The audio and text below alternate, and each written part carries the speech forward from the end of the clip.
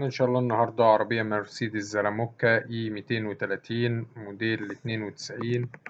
العربية لسه طالعة من شدة كاملة، مكنة متعمرة من أسبوع، صيانة الفتيس كاملة، فتيس أوتوماتيك، صيانة كهرباء كاملة، أبواب، سنتر، إزاز، كراسي، فتحة سقف، تكييف، عفشة أمامية وخلفية جديدة، كاوتش جديد لسه مكملش شهر. العربية مرور بورسعيد، فيها رخصة سنة. السعر إن شاء الله المطلوب 385,000 جنيه. رقم التليفون هيظهر في آخر الفيديو. تاريخ العرض 9/7/2024.